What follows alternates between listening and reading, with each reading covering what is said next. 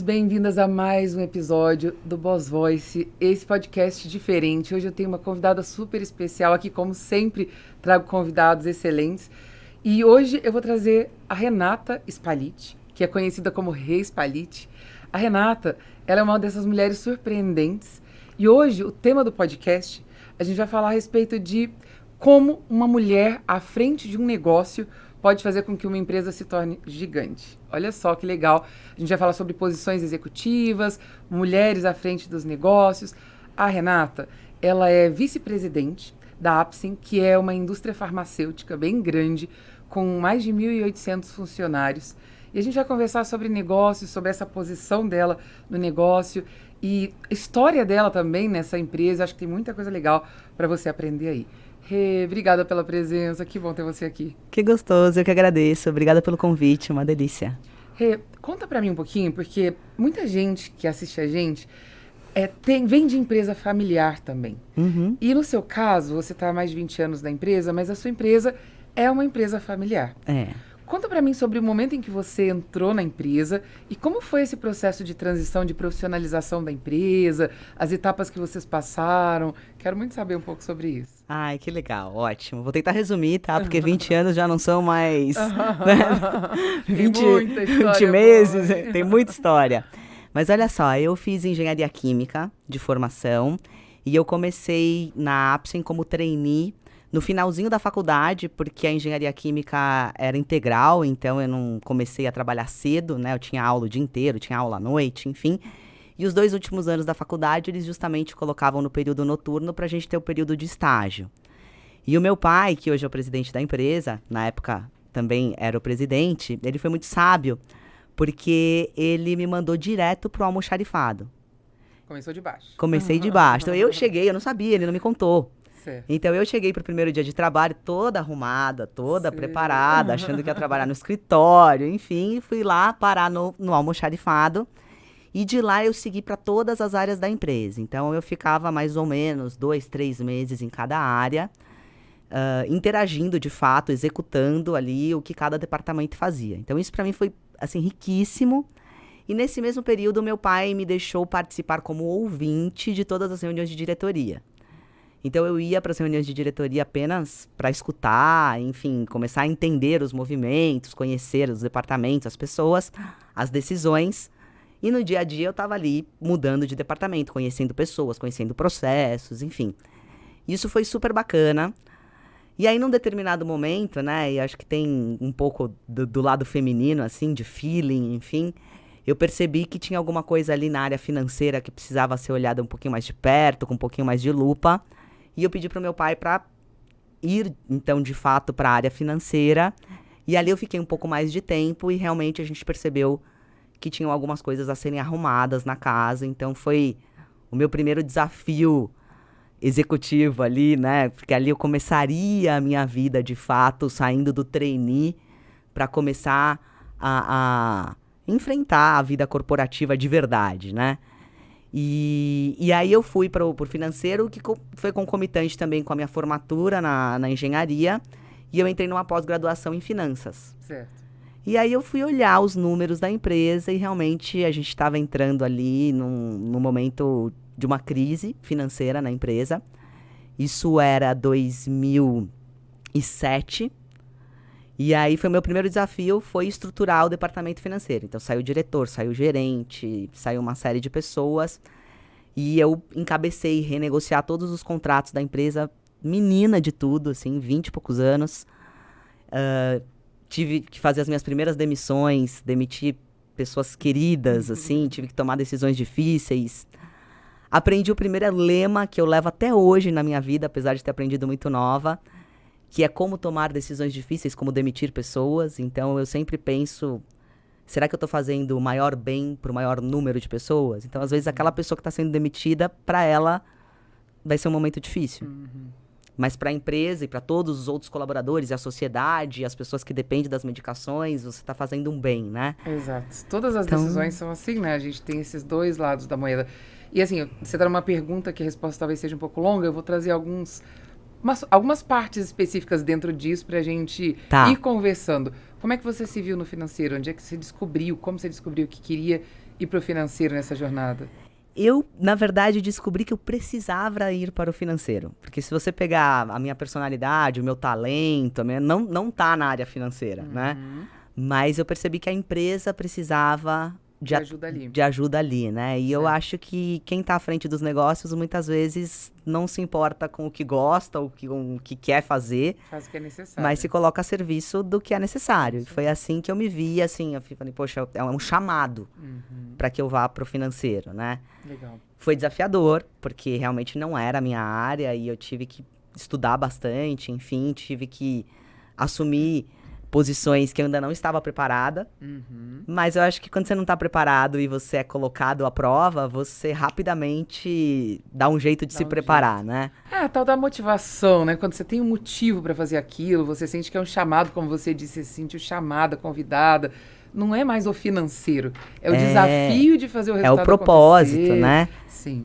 E aí foi um momento super legal, porque a gente conseguiu estruturar muito rapidamente a empresa, e 2008 veio a tal da marolinha, né? A tal da crise. Sim. E aí, assim, a gente sempre faz essa reflexão, a gente não tem como saber, obviamente, né? Ninguém tem bola de cristal, mas talvez se a gente não tivesse passado pela crise em 2007, não tivesse feito a lição de casa, talvez a gente não tivesse sobrevivido a 2008. Então a gente conseguiu passar por 2008. Pequenas crises que foram levando a gente adiante, verdade. Aí em 2008 a gente conseguiu ali passar pela crise, e depois veio um momento de estruturação da empresa. Então, que é o que a gente chama de profissionalização, né? A gente percebeu que a gente, poxa, somos uma empresa familiar. Hoje a Apsen tem 52 anos. A Apsen estava ficando grande.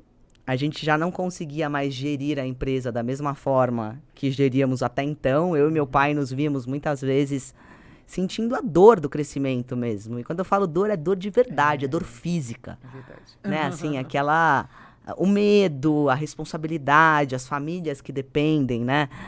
O desconhecido e o medo de tomar decisões que de repente comprometem perder a mão do negócio, né? Você começa a falar, gente, meu Deus, o negócio tá numa proporção. E aí foi um outro momento marcante da minha vida, que eu fui sempre procurar ajuda fora, porque acho que quem trabalha na família precisa de feedback verdadeiro. Então eu sempre tive muita ajuda de mentores, fiz muitos processos de coaching. E nesse momento eu estava passando por um processo de coaching com um cara super especial, assim, que me ajudou muito. E ele falou, Renata, eu acho que chegou o momento de você dar um outro passo, né? Vamos procurar um MBA para você, vamos dar uma olhada em alguma coisa voltado para CEOs. Vamos começar a entender, né, como que vai ser o seu futuro aqui dentro da Apsen e você se preparar para isso e tal. E aí eu entrei no MBA para CEOs da FGV. Legal. E meio que foi life-changing, assim, para mim. Foi uma das coisas que eu fiz que mudou muito. E aí eu voltei para casa. Esse MBA é um MBA de 1 ano, mas com 3 imersões durante o ano. Qual é. E aí eu voltei para casa e falei, gente, eu achei a resposta, assim, né? Então, a primeira coisa que eu fiz, falei, vamos fazer um planejamento estratégico. Vamos criar uma visão de futuro conjunta e vamos criar um modelo de gestão para fazer essa visão de futuro acontecer, né? De futuro, né? Se realizar. Rê, deixa eu te interromper um minutinho e perguntar uma coisa. O que levou vocês a perceber essa necessidade de profissionalização? Teve algum fato? Foi alguma coisa espontânea? O que fez com que vocês falassem, não, agora é a hora da gente pensar em se profissionalizar? Eu acho que um fato foi essa questão do financeiro, que a gente percebeu que tinham relatórios que não eram tão estruturados, que a gente não tinha uma auditoria tão parruda, que a gente não tinha indicadores que de fato nos mostravam o que estava acontecendo. Ou seja, a gente estava acreditando que a gente estava em franca expansão, que a gente estava indo super bem, e realmente estava em vendas. Certo. Mas quando a gente foi olhar o EBITDA, quando a gente foi olhar o caixa, quando a gente foi olhar, a coisa não estava muito bonita. Na verdade, estava bem feia. Entendi. Então, esse foi um dos motivos. E o outro motivo era essa dor que a gente sentia, que a gente não sabia muito explicar. Que a gente falava, poxa, a forma com que nós geríamos o negócio antes, que era muito intuitiva, que era... Meu pai entrou com 16 anos no negócio. Então, ele conhecia o negócio com ele a palma conhecia da mão. tudo, né? Mas o negócio foi se transformando. Eu entrei como trainee, eu conheci todas as máquinas, eu conheci a produção, eu conheci o P&D, eu conheci a área médica, eu conheci o financeiro. Mas já não eram mais as mesmas máquinas, não eram mais as mesmas pessoas.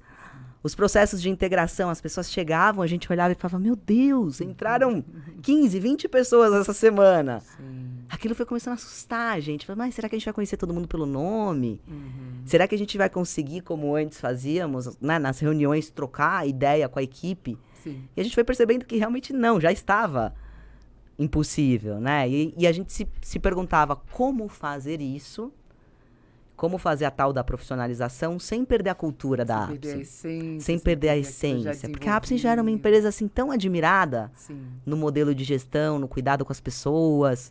Quantos anos já tinha quando vocês resolveram profissionalizar de fato? Bom, a gente fez isso em 2015, agora a gente está com 52, então a gente já estava com 45, 47. Ai, que legal. Então já tinha uma história de sucesso. Aí, olha só, você fazer uma transformação numa empresa que está indo bem, que tem uma história de sucesso, né? Assim, você precisa de muita coragem, de entender que se você não desafiar o futuro, talvez amanhã você não sobreviva. É saber que não existe esse negócio de time que tá ganhando não se mexe. Isso, né? Exatamente. Se estiver ganhando é que é hora de mexer. Tá perdendo, a coisa fica bem ruim pra mexer. Exato. E um ponto que eu acho legal que você falou é isso, que eu percebo que muitos empresários têm essa visão comercial, que é muito legal. E às vezes eu converso com um empresário, quando a gente vai fazer alguma consultoria e tudo mais, ele fala, vamos vender mais.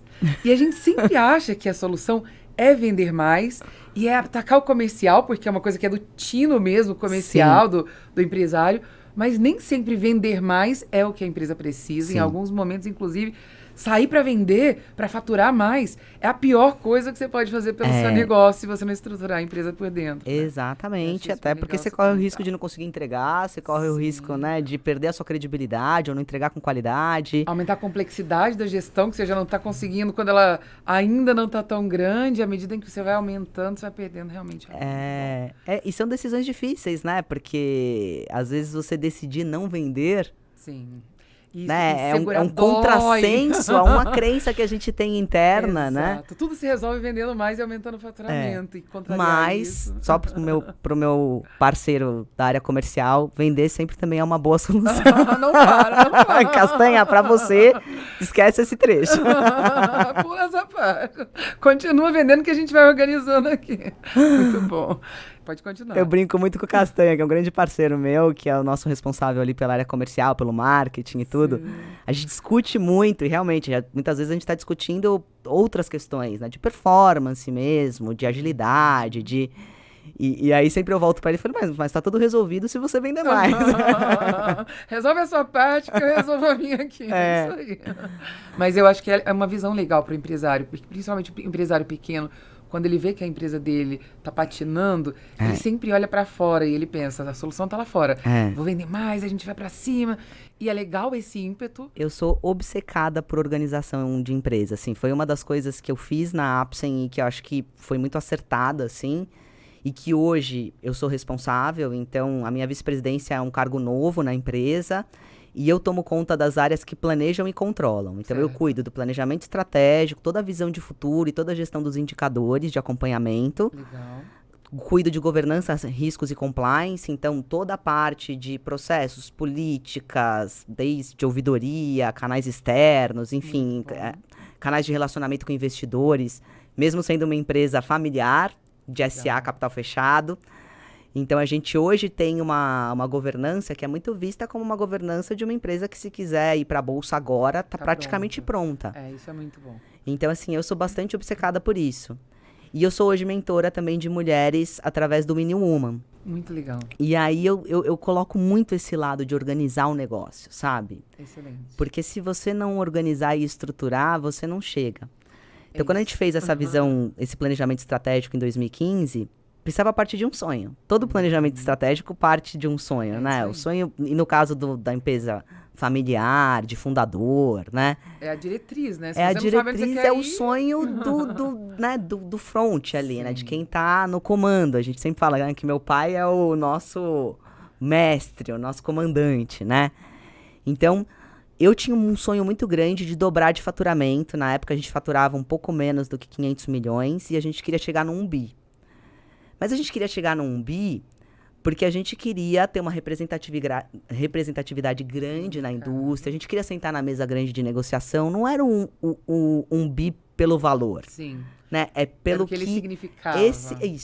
O que esse valor significa para a tua empresa, né? Perfeito. Então, foi sempre com essa visão. Só que sair de uma empresa de 500 milhões para uma empresa de 1 bi, a base toda está pautada na sustentabilidade do negócio. Se você não tiver uma governança parruda, se você não tiver processos muito estruturados, se você não tiver uma cultura corporativa forte o suficiente para sobreviver, porque crescer a essa velocidade de duplo dígito todo ano e contratando pessoas. A empresa desaba se não tiver base, né? Não tem como. Então, eu foquei muito nessa parte de organizar a empresa. Então, eu tenho um PMO onde a gente cuida dos projetos e revisa processos eternamente. Então, eu reviso o processo que eu revisei ano passado, eu vou revisar esse ano de novo, porque tem coisa para melhorar, tem oportunidade, tem tecnologia para plugar. Excelente. Bom, a PMO, para quem não conhece, da área de projetos, né? Então, quando a empresa está começando a se estruturar ou quando ela já está estruturada, não adianta mapear processo uma vez. Você vai lá, coloca todos os processos bonitinhos, arrumados, mas a empresa é um organismo vivo. Se você não continua alimentando isso, daqui a um ano, às vezes até menos, aquilo está tudo obsoleto e já era. Vou destacar mais um ponto que você trouxe aqui que eu acho que é relevante. Você falou sobre o sonho e o sonho como motriz. E muitas vezes eu vejo um empresário falando em crescer faturamento, como se o faturamento fosse a motriz do sonho. E é justamente o contrário. Não é o faturamento que faz o sonho ser viável. É a clareza sobre o sonho, onde é que você está indo, o que você quer alcançar, que te mostra que caminho seguir. E até como reforçar as bases lá da estrutura, porque você vai construir uma casa, daí você quer fazer o segundo, o terceiro piso na casa, e a casa não foi preparada para fazer. Não tem nem a fundação, né? Não tem fundação, ela não sustenta o segundo, você vai ter que reforçar isso para conseguir encaixar o segundo e o terceiro piso. E eu sou apaixonada por crescimento de empresa, já vi que você também é. Demais. Eu sou apaixonada pelo crescimento, e a estruturação é a base, é o fundamento para o crescimento, então muito bom ouvir isso de você. Mas vamos voltar um pouquinho lá para aquela primeira pergunta, que era dos momentos vividos em relação a esse crescimento de vocês como empresa familiar. Você consegue pontuar para a gente isso aí, por favor?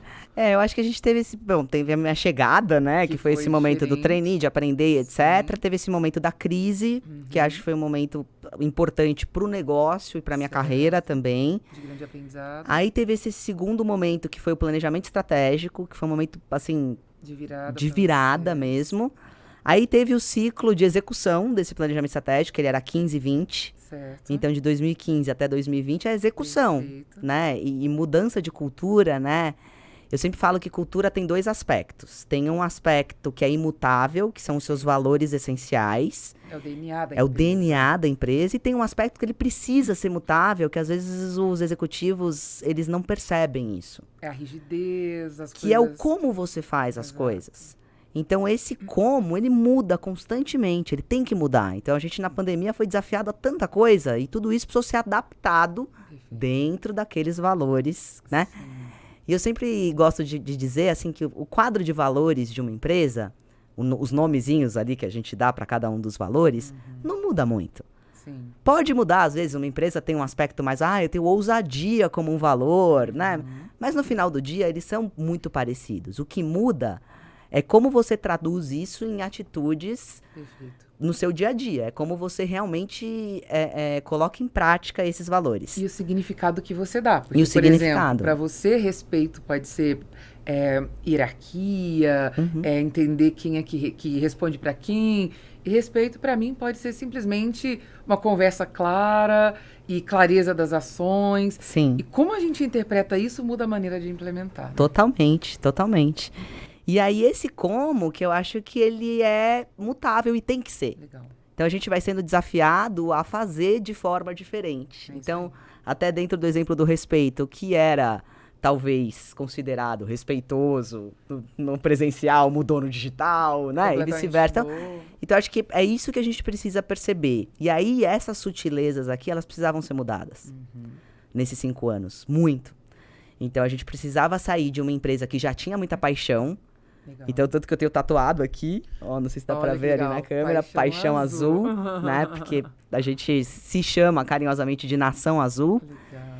Então, a gente já tinha muita paixão, era uma empresa que a gente brinca, que é uma empresa apaixonada e apaixonante, Mas não era uma empresa de tanta performance, era uma empresa de bons produtos, então performava bem, mas porque os produtos eram bons, né? Sim. E a gente saiu para uma empresa que continua tendo excelentes produtos, continua tendo uma equipe muito boa, mas uma empresa com sangue nos olhos, uma empresa com garra, com vontade, com, né, com... Que tem ritmo de crescimento. Que tem ritmo de crescimento, que tem foco na exponencialidade. Muito bom. Mas mudar essa cultura em 5 anos é reconversar a mesma coisa infinitas É vezes. verdade. Então, o nosso papel, muitas vezes, de quem está à frente dessa mudança é recombinar os acordos. Às vezes eu me sentia assim, falava, gente, eu sinto que a reunião que eu fiz ontem com as pessoas, Já hoje elas esqueceu esqueceram. E aí a gente tem que sentar na mesa. Você lembra do que a gente conversou ontem? Tá valendo pra hoje ainda, né? É tipo educar criança, né? O bebezinho que vai lá e enfia o dedo na tomada, você fala 800 vezes que não, tira de lá. É isso mesmo. E às vezes também não é só falar, às vezes é a tradução disso em exemplos, em ações, que também faz muita diferença, né? Sim, as nossas próprias atitudes, né? Eu e meu pai também fomos muito desafiados a mudar as nossas atitudes, porque a gente é espelho. Sim. Não adianta você dizer, olha, agora precisa ser assim, você faz o oposto. Exato. Né? E a gente já estava acostumado a fazer de uma forma, então a gente precisou aprender a fazer de uma nova forma, realizar nesse novo formato para que as pessoas viessem junto, né? Sim. Ou seja, a gente muda sempre de dentro para fora. Não adianta querer Sempre, puxar de fora para dentro. sempre. Não dá para ser o inverso. Não dá. E é de cima para baixo. Quando a gente vai fazer projeto nas empresas, eu sempre faço questão de começar da diretoria. Não adianta começar a fazer projeto de transformação da gerência para baixo. Porque é de cima que vem o exemplo, é de cima que vem o modelo. E é de cima que vem também a direção para onde a gente vai, como a gente vai caminhar. Se existe um descasamento entre aquilo que é feito aqui em cima e aquilo que você ensina aqui embaixo, daqui a pouco se choca e aquilo tudo que você investiu vai tudo por água abaixo. É verdade, é verdade. Vamos lá, então. E aí? Aí, o outro marco foi a entrega do planejamento estratégico, né? Que falando assim parece simples, mas foi com sangue, suor e lágrimas. Sempre é. Mas com também muitos aprendizados, muitas conquistas, muitas realizações. Então, a gente fechou o ciclo e abriu um novo ciclo. E aí, a gente se desafiou. Falou, poxa, vamos dobrar de tamanho de novo. Muito bom. Então, agora a gente Bateu abriu... a meta, dobra a meta. Dobra a meta. Então, agora a gente abriu o próximo ciclo. A ideia é dobrar de tamanho até 25. Só que eu tenho desafiado o meu time. Eu tenho sempre no... E se a gente dobrasse de tamanho em 4? E se fossem 3? E se a gente encontrasse novas formas de fazer as coisas? E se, eu gosto muito de brincar com eles. Eu falo, como que a gente acessa dinheiro novo? Isso aí. Como que a gente vai onde a gente não tá indo? Como que a gente vende para quem a gente nunca vendeu? Então, essas conversas, assim, elas têm sido cada vez mais frequentes. E esse é o momento que nós estamos na Apsen agora. Maravilhoso. Aí os meus desafios pessoais dentro, né, desse novo momento, assim, eu abracei muito a causa da diversidade e inclusão há 2 anos. E agora, esse ano, a gente vem implementando o projeto estruturado que a gente desenhou em 2021. 2022 a gente implementa com indicador, com tudo. Então, essa é uma bandeira que a gente executa nesse ano. Então, isso aí eu vou querer falar com você mais daqui a pouinho. Quando eu chamar a minha próxima convidada, a gente vai entrar nesse projeto. Ótimo. Então, só fica como um ponto aqui fica como um ponto, fica aberto que a gente vai falar disso já. Que tem um negocinho que eu quero cutucar aqui.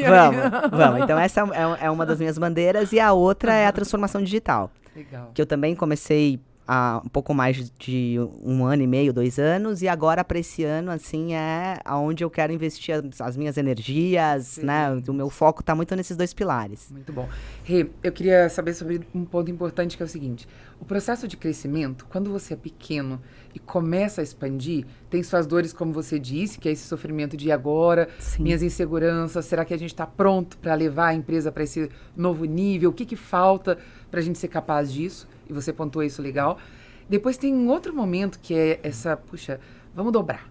Vamos dobrar e agora a gente vai sim sentar em mesas grandes, a gente vai para um outro patamar como indústria. Eu queria que você falasse um pouco dessas mudanças neste momento de crescimento. E agora vocês já cresceram, viram que é possível, que são capazes, os executivos, os funcionários já acreditam nesse crescimento e vocês vão de novo buscar um crescimento grande e dobrar de novo num período relativamente curto de tempo para o tamanho que vocês já estão. Sim. E fala sobre esses tipos de crescimentos diferentes e o que você sente a respeito deles. Eu gosto muito de falar de uma coisa que eu chamo de flow corporativo. Eu acho que quando você consegue implementar aquilo que você se predispôs, Quando você consegue conectar o sonho do teu colaborador ao sonho da tua empresa, o cara se enxerga. Ele fala, poxa, eu faço parte lá na frente, então se ela chegar em 2 bi... Imagina, eu faço parte hoje, de uma empresa de 2 que bi. sou, não sei, coordenador, gerente, Sim. eu vou crescer junto, ou seja, eu vou me enxergar em outros cargos, em outros desafios. Legal. E as pessoas que estão conosco, mais do que cargos, assim, a gente parte do princípio de que a gente tem que remunerar bem, melhor do que o mercado. Então, isso pra gente é base. É um princípio. É um princípio. Então, assim, remuneração é uma discussão Já foi estabelecido. que já foi e é uma estabelecido premissa- e que a gente não quer perder muito tempo. A gente quer Legal. remunerar melhor do que o mercado, né? E então a gente quer pessoas que não estejam conosco só pela remuneração. Então a remuneração ela é essencial, ela é um dos pilares, né, da realização profissional, pessoal e etc. Sim, Mas a gente quer pessoas que tenham senso de construção. muito bom. Então quando você percebe que as pessoas entraram nesse flow corporativo de senso de construção, de se sentir parte, de olhar e falar, meu Deus, fui eu que fiz. Eu construí essas paredes aqui. Não é? Então Eu aí a vi gente isso sendo entra levantado. nessa coisa que eu chamo desse flow, que as coisas Sim. começam a acontecer e é muito legal, assim, eu gosto muito de contar isso para as mulheres que eu dou mentoria, porque muitas vezes elas estão no momento que eu já estive, na dor. E na dor você acha que não tem saída, É verdade. né? E aí quando você entra num momento onde as pessoas produzem, as coisas acontecem, a equipe tem altíssima performance e é gostoso trabalhar com a equipe de alta performance porque é uma galera inteligente, é uma galera que se desafia. Então tudo isso vai formando um environment que faz com que a gente entre nesse flow, as coisas acontecem. Passa a ser natural, porque Então, o ambiente propicia isso, né? O meu primeiro planejamento estratégico, eu tive que quase pedir pelo amor de Deus para as pessoas acreditarem. Eu tive que quase falar, gente, vamos fazer, vai dar certo, vamos criar caminhos, vamos estruturar processos. Legal. As pessoas viam aquilo como tão longe, assim. Então, algumas pessoas ficaram pelo caminho, porque não acreditaram. E aí também você tem que falar, poxa, eu preciso estar com pessoas que acreditam no que eu Exato, acredito, né? é isso aí. Aí agora eu fui implementar a segunda onda. Não tá menos desafiador, porque cada vez que você decide dobrar de tamanho, então você dobrar de 10 para 20 é uma coisa, de 20 para 40, É outra. cada vez o jogo vai ficando mais jogo de gente grande. E tem que dobrar aqui primeiro, né? Primeiro pra a depois cabeça. dobrar aqui. Enquanto Exato. você não consegue fazer as pessoas comprarem aquela possibilidade, É aquela isso. perspectiva que aquilo é possível, é palpável, elas não fazem. isso. Elas fazem com o freio de mão puxado. É. Né? E foi isso que eu percebi nesse segundo ciclo. Eu falei, gente, as pessoas agora, elas receberam tão naturalmente, do tipo, não, a gente vai dar um jeito de fazer. Legal. Já receberam com a cabeça de assim, é isso que a gente quer? Então vamos criar o plano de ação. Muito bom. Porque você já tá com as E não pessoas com justificativa, certas, sabe? De, mais, puxa, Sim. Não, é o contrário, tá. Então, que recursos que a gente vai precisar? né? Legal. E aí a discussão sobe de nível. Isso. Ela chega num nível realmente de falar, olha, eu vou precisar então de sistema, de pessoas, disso, daquilo. E aí você começa realmente a tangibilizar algo palpável, que você vê com mais facilidade. Que é possível. É. Eu acho que uma coisa que você colocou aí, que tá nas entrelinhas, é que no primeiro ciclo, quando você resolve profissionalizar, tem que fazer aquele processo, primeiro de vender a ideia para as pessoas, que é difícil, e o segundo momento, que é pessoas que você gosta, que você sabe que contribuíram para a empresa chegar até ali, você acaba deixando algumas pessoas pelo caminho, porque elas não estão preparadas, aptas, prontas para ir para esse novo momento da empresa, e dói, mas faz parte do crescimento. E o terceiro é que quando você passou por esse momento árduo, que às vezes é deixar algumas pessoas para trás, trazer novas pessoas que vão ter que se adaptar, chega uma hora em que as coisas se encaixam e fluem tão naturalmente, que seu desafio é no como, mas não mais no que e no porquê, porque isso já está claro, e você certo, percebe e alinhado. que quem chega novo rapidamente se adapta à cultura. Porque o ambiente já Então o ambiente suga, já está né? pronto. Então a pessoa chega, em uma semana ela já entendeu como tudo funciona, ela já está adaptada, ela brinca, que ela fala, poxa, já parece que eu tô aqui na empresa há um tempão. Então você começa a perceber essas pequenas mudanças, né, que são sutis, mas que fazem toda a diferença. Muito bom, excelente. Bom, então eu vou chamar aqui para conversar com a gente a Amanda, como convidada aqui para participar dessa conversa. Inclusive, a Amanda, ela é especialista em network estratégico, e aí eu quero falar um pouco mais sobre os projetos que você está tocando nesse momento. Que Acho legal. que vai ser muito oportuno. Que Amanda, bom. vem para cá. Bem-vinda, Amanda, mais uma vez aqui no Boss Voice. Fala pra gente um pouquinho dos detalhes aí, você falou sobre esses novos desafios, os 2 principais para agora. Um deles, um projeto social. Fala um pouquinho mais pra gente a respeito disso. Ótimo. Olha, esse projeto foi uma coisa que eu me apaixonei, viu, Amanda? Foi muito engraçado, porque eu sempre abracei a causa feminina. Então, eu entrei na indústria farmacêutica 20 anos atrás, e a Amanda, como já foi da indústria, sabe bem do que eu tô falando, né? Uma indústria que foi muito masculina durante muitos anos, né? Que a gente teve situações muito complicadas para as mulheres, enfim, em diversas posições, e muitas posições que não eram ocupadas por mulheres, assim, era realmente uma escassez muito grande. Que é um outro assunto que a gente vai falar agora mesmo, que também tem a ver com isso. Você tá lá à frente de um grande negócio, as mulheres nessa posição, a gente foi conquistando ao longo desses 20 anos aí muito espaço. Não, 20 anos, eu tenho orgulho de dizer que as coisas mudaram muito em 20 anos, né? Eu tenho irmãs do segundo casamento do meu pai que tem 20 anos. Legal. Então, olha que legal, o tempo que eu tenho de carreira, elas têm de vida, né? E eu tenho muita alegria de saber que elas vão encontrar um ambiente muito diferente do que eu encontrei no mercado. Elas vão encontrar um mercado muito mais aberto, um mercado que isso muito tabu já foi rompido, né? Sim. Mas que ainda tem muito a ser feito, né? Então, quando eu cheguei para os meus executivos e falei, olha, eu gostaria de começar a discutir números. Eu gostaria, de fato, de colocar meta. Eu quero, né, mostrar para vocês aqui a quantidade de gerentes, a quantidade de diretoras mulheres. Na época não tinha o cargo de vice-presidência, depois a gente implementou e tal. E aí eu fui trazendo aquele incômodo sobre esse assunto.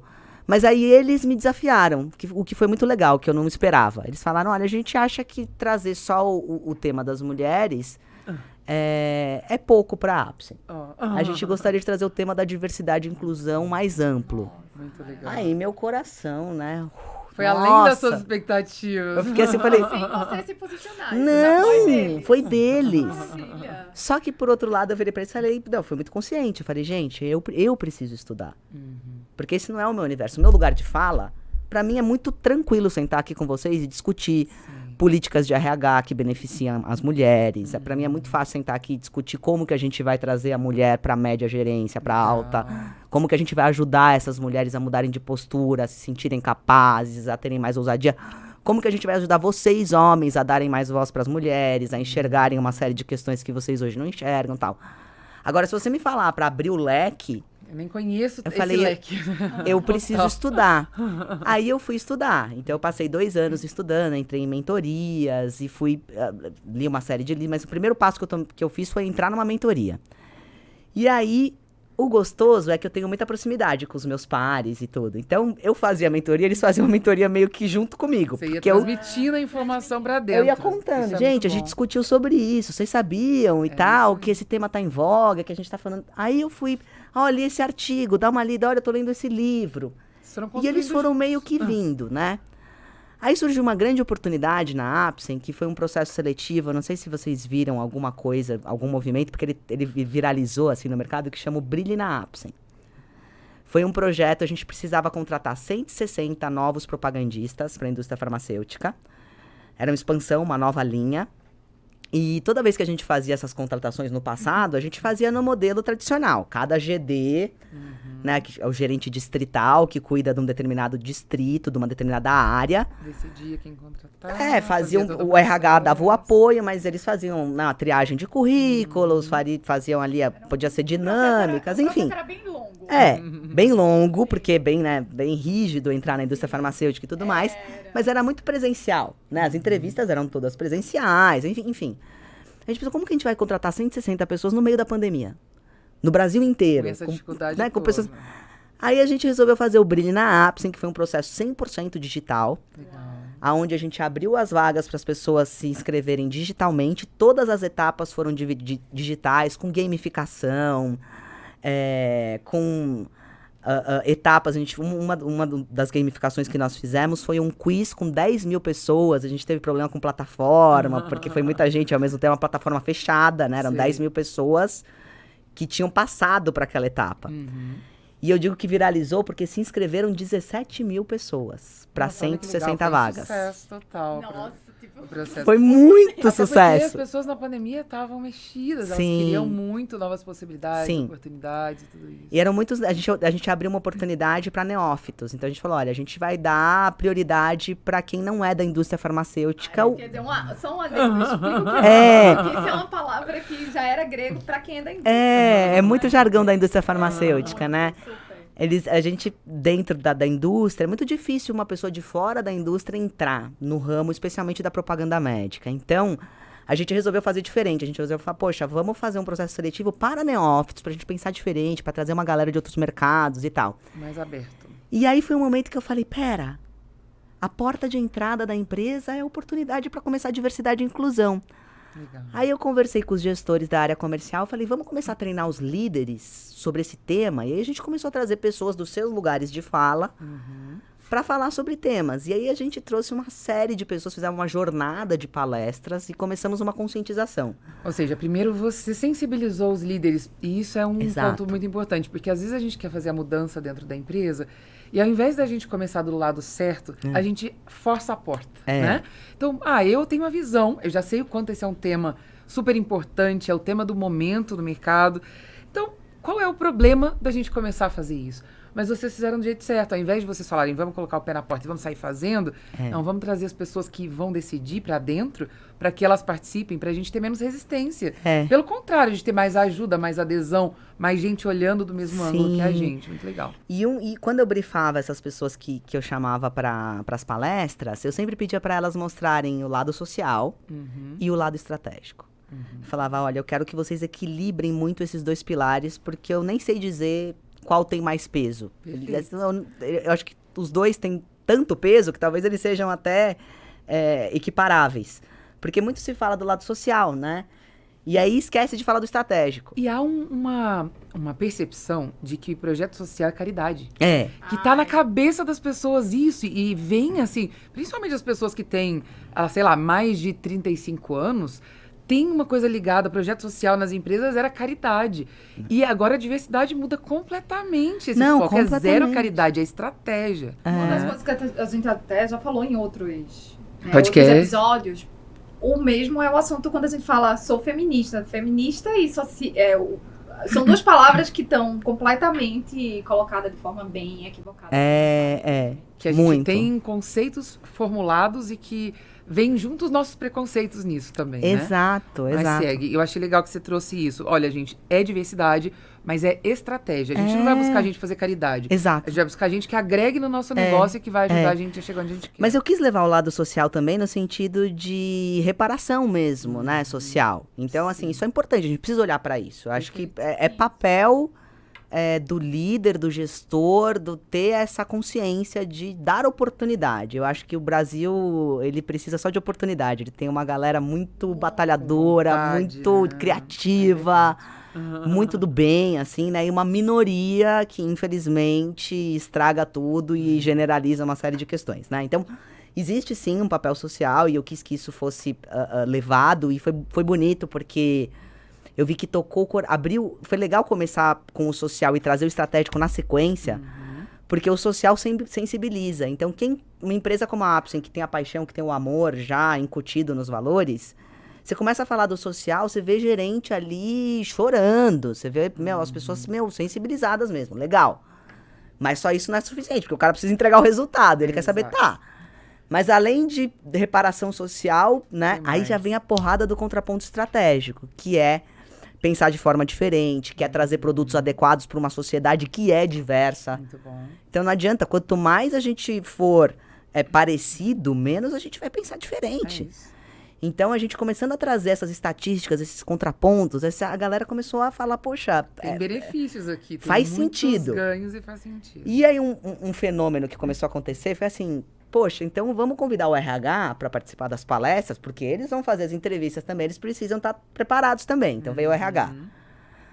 Mas vamos chamar também compliance, porque compliance também faz parte. Sim. No fim, quando a gente viu nas palestras, já tinha um grupo bastante grande de gestores e pessoas participando. Totalmente engajados. E alguns que a gente entendeu que era importante, e pessoas que pediram, falaram, olha, a gente gostaria de saber mais sobre esse tema, eu estou interessado. Então a gente acabou fazendo uma jornada que começou por esta oportunidade. Aí depois veio uma segunda oportunidade, que foi, a gente tem, como todas as outras empresas, a cota de menores e jovens aprendizes, né? E a gente sempre vai recontratando, então, no caso da Apps, são 63 jovens. Então, venceu um contrato, eu contrato outro, né? Vai substituindo as pessoas, Como mas a gente, daquela cota ali. como a gente estava em pandemia, esses jovens ficaram em casa.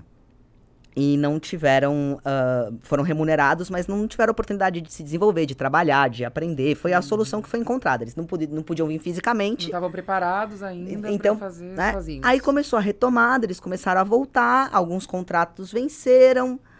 E aí eu falei, poxa, por que a gente não faz um Brilhe na Apps em primeiro emprego? Vamos contratar 63 novos jovens aprendizes Isso é muito legal. para o primeiro emprego. Porque aí, é uma porta de entrada que você começa aí é a porta de entrada pessoa. verdadeira, o primeiro emprego. Isso é muito bom, porque, por exemplo, quando você pega a diversidade, começa a trabalhar para as pessoas que já vêm do mercado e tal, isso funciona super legal, como um processo normal de contratação de talentos, em que você para de olhar só para um ângulo e começa a olhar por todos os ângulos e enxergar a possibilidade de todo lado. Mas quando você traz alguém que é jovem e que você vai formar, que você vai poder moldar os valores dessa pessoa, aos valores da empresa desde o começo, é diamante bruto, né? É muito bom. O que eu achei muito importante, até fazendo um adendo, Renata, é que foi de dentro para fora. Quando vem de fora para dentro, meio que imposto, gera aquela insegurança de vou perder meu cargo, projeto, lá vem um projeto, eu sei porque eu fui da indústria farmacêutica e eu sei bem, né? Chega final de ano, qualquer mudança que a indústria faz, gera um choque. O propagandista tem vontade já de parar o carro e dizer, nossa, tô esperando. Quando o telefone toca do gerente, já fica... E quando vem uma coisa de dentro para fora, e o ano passado aconteceu em muitas empresas, teve uma que até que disse, Amanda, eu tenho um teto de vidro. Como que eu vou fazer uma inclusão de igualdade racial? Como que eu vou fazer uma inclusão de ter mais mulher na gestão? Eu falei, avisa o teu time, fala pro teu time se preparar. Você tem mulher no time? Tenho, mas eu não tenho nenhum cargo de gestão mulher.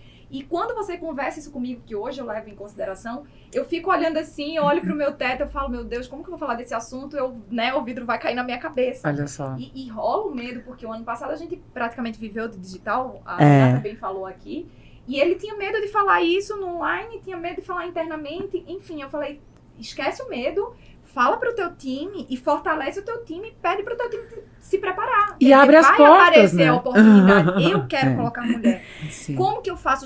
Eu falei pra ele, joga pra dentro, pede ajuda. Como que eu tenho mais, né, uma equipe de mais igualdade? Como eu tenho mais diversidade? Eu falei, provavelmente você já tem. Mas pelo fato de você só olhar pro seu teto de vidro, você não tá olhando pro seu time. E eu achei muito legal esse posicionamento da Renata, ter vindo de dentro. Eu falo, eu vim da indústria, e de fato saí, mas assim, eu fui uma mega apaixonada, eu peguei resultado até o último dia. Comentei até um pouco aqui com a Renata. E eu vim da indústria, eu tinha esse olhar, e você ter essa paixão, eu acho que os colaboradores, representantes vão estar me entendendo. Aí deve ter dado nossa, a gente vai poder contribuir. Quando você faz isso, você tem funcionários que vestem a camisa. A gente tocou em um outro episódio, né? Que é aquela versão do funcionário empreendedor. É o que veste a camisa. As pessoas acham que empreender é só ter um negócio. Não, você pode empreender dentro da empresa, com certeza. galgar. E isso é ótimo. E eu gostei muito do contraponto que você trouxe, porque é o seguinte, é a mesma coisa do planejamento estratégico. Você tem que começar de algum lugar. Poxa, mas a gente sempre fez assim, a gente sempre conseguiu. Tá, mas em algum momento eu preciso saber que tem alguma coisa além do meu campo de visão e que pode me trazer muitos benefícios e me abrir para isso. Eu vejo a diversidade, inclusão, da mesma maneira. Meu telhado é de vidro, porque eu não tenho ninguém na minha empresa que é negro, E eu não vou fazer? que é mulher. Não, tudo bem. Mas assim, o meu ponto de partida é, gente, eu vejo que a gente tem uma questão aqui a ser trabalhada. Uma oportunidade. Até hoje funcionou, Super. mas daqui pra frente a gente percebe que a gente tem ganhos em fazer isso. Como a gente vai começar? E se todo mundo tiver essa visão de começar, a gente não precisa revolucionar o mercado, nada, mas a gente pode plantar uma sementinha. Se cada empresário no Brasil começar a plantar uma sementinha da inclusão tanto nisso. e da Pra mim, eu acho que assim, a iniciativa privada pode mudar o jogo do Brasil de uma forma, assim. Só nisso. Então, mas Medo, né, Renato? Eu acho que esse é um dos principais, como essa empresa falou pra mim, Amanda, eu tive medo, eu tenho medo de colocar, eu tenho medo de levantar essa voz. Mas sabe que o medo... Você perde a força da sua força, né?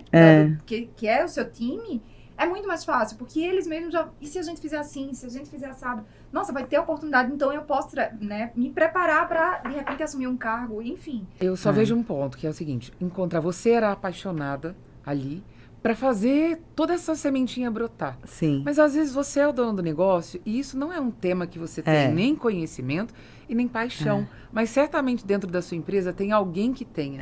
Tem alguém que pode ser essa... sabe, essa faísca que vai colocar o fogo para dentro? Sim. Não precisa ser você. Você pode simplesmente abrir a mesa para uma conversa. Eu concordo, mas eu acho que o gestor, hoje em dia, ele tem obrigação de saber do tema. Sim, com certeza. Sim. Isso eu acho que, assim, tem obrigação. E uma coisa que eu colocava muito nesses grupos de mentoria, que depois eu participei de mais de um sobre o tema, é assim, eu acho que o gestor, ele tá com medo do tema. Porque o tema é novo, o tema é desconhecido e existe muita militância na mídia social. E polêmica. Então as pessoas começaram, ao invés de abraçar a causa, eu tenho medo da causa. Porque assim, eu tô na minha zona de conforto, eu não vou falar nenhuma besteira, e eu não vou agir de forma incorreta. Sim. Então uma coisa que eu coloquei muito nos grupos de mentoria como provocação, Sim. e trouxe pra dentro de casa como alívio, assim, como consolo, como, né? Assim, gente, não tenha medo, né? A gente tem muitos temas relacionados a esse assunto que a gente desconhece.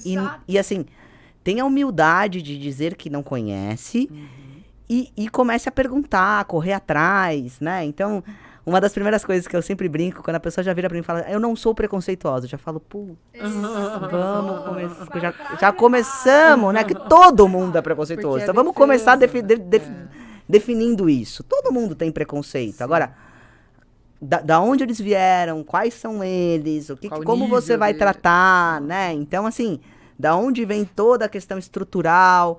Então, eu acho que começar lá de trás é importante pro primeiro executivo, e eu acho que as pessoas precisam estar abertas para isso. É um caminho sem volta, é que nem o digital. Você vai vir me falar que não vai atuar no digital? Vai voltar ao presencial com toda a força? Vai, mas vai ser híbrido, vai ter o digital. Né? Então, assim, é o caminho sem volta. Então, mas eu agora só... Desculpa te interromper, só pra gente concluir essa questão do processo seletivo primeiro emprego, que eu achei que foi uma coisa bem legal. Porque a gente abriu para 63 jovens e a gente criou alguns critérios. Então, 50% tem que ser mulher. 50% tem que vir de vulnerabilidade social. Certo. Então, a gente fez parceria com uma série de ONGs. A Apsen esteve nessas ONGs virtualmente, né? Fazendo esse processo seletivo. Explicando quem é a Apsen, o que é a indústria farmacêutica, quais são as áreas que a empresa tem, porque primeiro as pessoas se inscreveram para um projeto e ela pode vir parar em qualquer área no momento da inscrição, né? E depois, através de aptidão, cada gestor escolheu os seus aprendizes. Legal. Mas quando o aprendiz se inscreveu, ele estava se inscrevendo para trabalhar na empresa. Então, a gente explicou o que é a empresa, quais são os departamentos, o que a gente faz, etc. E a gente estabeleceu essa cota de vulnerabilidade social, a gente estabeleceu uma cota para negros e a gente estabeleceu uma cota também para LGBTQIA+. Legal. Aí fizemos todas as etapas também online, mesma coisa do Brilhe na Apsen, só que agora a primeira empresa, então a gente tentou fazer uma coisa mais para jovem, mais TikTok, mais assim, a gente falou, vamos dar a gente trouxe a gente trouxe uma das nossas jovens, que a gente chama ela de presidente dos jovens, que é a Luana, para ajudar a construir algo que seja na mesma linguagem deles, né? E a última etapa foi uma etapa que eu arrumei briga na Apsen, porque ninguém queria fazer. E eu falei, não vamos abrir mão. E aí, tentaram me convencer de tudo quanto é jeito, iam e voltavam nas reuniões. Não, Renata, veja bem, a gente acha que é melhor. Eu falei, não, essa etapa eu não abro mão. Que era a etapa de realizar um projeto social. E documentar isso num vídeo de até 3 minutos. Certo. Então... Os candidatos. Os candidatos. E essa era a última etapa. Ele já tinha passado por uma fase de se apresentar, de dizer quem... Porque não se espera de alguém que vai entrar no primeiro emprego experiência. Então, que ele vai se apresentar, dizer características, talentos, coisas que gostas, né? Então, passou por todas essas etapas e depois veio a etapa de realização social. E aí a gente explicou, não tem regra. Você pode fazer qualquer coisa que mobilize as pessoas. Você não pode colocar recurso financeiro. Certo. Então, você tem que usar a sua capacidade ou de conexão, ou de... Né, se você conseguir que as pessoas doem coisas, isso tudo pode. Você não pode comprar um negócio lá e fazer uma doação. Incentivar foi- o criativo, que é uma das coisas que eu até falo bastante. Quando a gente fala sobre projeto social e fazer social, as pessoas só pensam dinheiro. Eu tenho que dar dinheiro, a minha empresa tem muito dinheiro, o que é que eu posso fazer? E não é. Às vezes é o tempo, o seu tempo. As pessoas Eu você acho que é o conhece, tempo. você Eu acho que o fala. melhor Que, bem inclusive, que você pode doar é o tempo. É Tanto mais que caro. as mentorias que eu faço no N1 é Doa do doação seu do meu tempo. tempo para mulheres, Que é o né? que eu faço também nos meus projetos. E eu falo isso com bastante conhecimento, porque eu sou mentora de igualdade racial há muitos anos. Então, tenho histórias, eu tenho cases, né, no projetos assim grandes, de meninas que saíram do interior, que aproveitou o digital. Eu tenho cases agora na pandemia, de uma que foi, né, para o exterior. Então, assim, tem muito caso que é questão de dar oportunidade, de dar conhecimento. Mas essa ideia de você ter buscado aí o digital, Toradas teve um case maravilhoso, assim, foi incrível, é surreal a história dela. E ela acabou entrando no universo digital, cresceu numa empresa, assumiu um cargo de multinacional no interior da Bahia, assim, teve um crescimento muito grande. Que Duplicou legal. o salário e céu o limite para 2022. Olha só. É isso. Porque você usa a criatividade, quer dizer, ele já tem, né? A fundação que já tem ali Não, a já criatividade. tem. Então, não é o dinheiro, É desafiar tempo. mesmo, né? É tempo ali que você pode estar utilizando e fazendo social. E o que a gente pensou? A gente Muito pensou importante. primeiro, a gente vai perceber a capacidade de execução, a capacidade de sonhar, É um teste, é ótimo. né? A capacidade de realizar. E a gente vai perceber o quanto essa pessoa se importa com outras pessoas. Porque Sim. a partir do momento que eu tô... E assim, e mesmo quem não passar no processo seletivo vai ter feito bem. Exato. E Então, outras eu acho que é vai um descobrir sobre conjunto si de mesmo. coisas que traz, né? É uma corrente do bem, É isso aí. Muito né? bom. Então isso foi Gostei bem, muito. bem legal. Muito legal, parabéns Nossa, pelo muito projeto. criativo. Excelente. Eu também achei sensacional. Eu achei muito legal, principalmente pelo fundamento que é: vamos fazer com que isso seja uma causa do bem, mas que venha do nosso coração, não de uma obrigatoriedade, de uma lei. Porque geralmente as pessoas, inclusive, quem está batalhando e militando pela inclusão social do outro lado, às vezes, ao invés de sensibilizar, também ofende. Sim. Também cria polêmicas. Sim. E não é o jeito legal Eu acho que não é de pela dor. vender essa ideia. É muito melhor você trazer consciência, você sensibilizar, você trazer uma voz impactante, né? Sim. E acho que também a gente está aprendendo a conviver com essas vozes diferentes na sociedade, posições Eu acho, perceptivas né, diferentes. é super positivo, mas eu tive a oportunidade de trazer para algumas vozes que têm essa pegada um pouco mais da militância apeladora, assim, né? Que não é o caminho que eu acredito. Também não, também não. Eu acredito que esse caminho afasta, faz Eu a pessoa também porque quem está na liderança é quem tem poder de transformar neste momento. É isso. Então, se a gente não tocar o coração dessas pessoas pelo bem, porque pelo mal não vai ser. Não vai ser dando porrada, não vai ser mostrando o erro, apontando o dedo na cara. Porque ninguém erra por querer. Por mais esdrúxulo que seja o erro, eu te garanto que aquela pessoa não sabia o que ela estava fazendo. É aí onde você tocou o ponto, né? Uma das coisas que eu falo bastante é falta educação. Falta. Não é educação que a pessoa é mal educada, ela não tem conhecimento sobre aquele assunto. Sim. Eu acho que ambos os lados, eu acho que a gente tem que se permitir ensinar. Quem Sim. tem conhecimento do assunto, mesmo que eu tenha conhecimento do assunto, não é o meu lugar de fala. Então Sim. eu dou oportunidade a uma pessoa ter esse lugar de fala. Mas em um outro momento é também você estar aberto a ouvir. É. E eu acho que a gente tá nesse momento E aí quem- de um e quem sacode pode das educar, pessoas darem Educar uma pelo bem, oportunidade. chamar a pessoa e falar, vem cá, olha, você falou um negócio aqui que não foi legal, sabe por quê? É isso. E a pessoa vai, não é possível, a menos que a pessoa seja uma pessoa do mal, né? A pessoa fala, poxa, Ensinar, e o a outro pessoa vai ouvir. receber, vai falar, pô, você tem razão, falei mesmo um negócio que não foi legal, agora entendi por quê. Porque também muitas vezes a pessoa nem sabe por quê que... E há um julgamento dos dois lados. Eu já passei por isso, tá? Eu me envolvi num projeto de negócios uma vez, que eu comecei a receber um monte de ataques porque no projeto não tinha uma mulher negra envolvida. E foi uma coisa desagradável porque não foi intencional. Inclusive, a gente tinha convidado mulheres negras. Uma das mulheres que participava, o pai dela era negro, então para mim é negro também. E aí houve uma sensação desconfortável da minha parte, porque não era intencional. Sim. E pra mim não havia nem essa distinção no meu coração. Mas eu fui atacada e tiveram algumas pessoas de militância que vieram contra mim. E pelo contrário, eu sou super a favor das causas sociais. Então eu acho que essa conversa Se de repente alguém tivesse chegado e falar, olha, por que na próxima, de repente, quem sabe na fulano não pode próxima? participar, ou eu, Exatamente. ou, né, assim. Mas Diálogo, né? É um diálogo. Falta o diálogo. Eu hoje, como eu tô no meio, eu entendo todos os lados. Eu falo, Sim. eu entendo Sim. o porquê Eu também. essa pessoa tem essa atitude. Entendo eu também. entendo extremista. também, claro. Eu só Do mesmo acho que não jeito. funciona, Também entendeu? O acho. fato de eu entender, eu entendo também. é. Igual, eu falo, gente, eu entendo, assim, compreendo a dor, né? Não consigo sentir a mesma coisa que a pessoa sente. Mas também entendo que o outro lado não vai responder. E assim, o mais importante, eu acho que tem momentos que a gente tem que se colocar em segundo plano.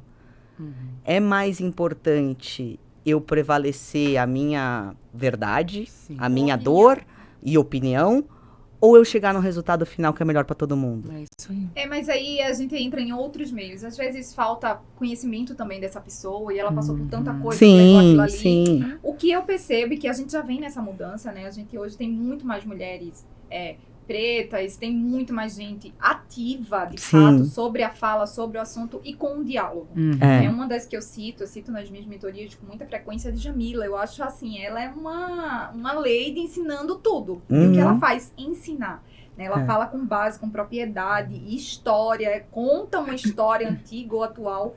E mesmo assim, quando tem alguma causa, algum posicionamento, ela se posiciona de uma forma mais efetiva. Ela é enfática quando é necessário. Sim. Mas o que a gente precisa é dar oportunidade, inclusive era essa pergunta que eu ia fazer. Você convidou alguém para a empresa para tocar nesse assunto, para ensinar sobre esse assunto? Eu sou muito a favor da educação, que trouxe várias pessoas, né? Porque por mais que a gente esteja envolvida, ter uma pessoa que tem de fato lugar de fala, Sim. de fato, né? Eu trouxe só pessoas de seus lugares de fala para falar, ensinar, contar a sua história, porque a sua história per si já ensina muito, né? Então, assim, e foi aí que eu falei, escutando essa história, escutando as dores, os preconceitos, as situações que foram o coraçãozinho dos gestores, foi caramba, nunca tinha visto por esse lado. Foi ganhando as pessoas. Nunca tinha percebido e tal. E aí quando você junta isso com a estratégia, o negócio se torna muito poderoso. A educação, o diálogo, eu permito. E eu falo porque eu aprendi assim. Sim. Então, por isso que a gente, várias vezes a gente até toca nesse assunto feminismo e o nome foi levado para um outro caminho. Foi. Eu falo, eu respeito. A tradução do feminismo literal no dicionário ali é uma.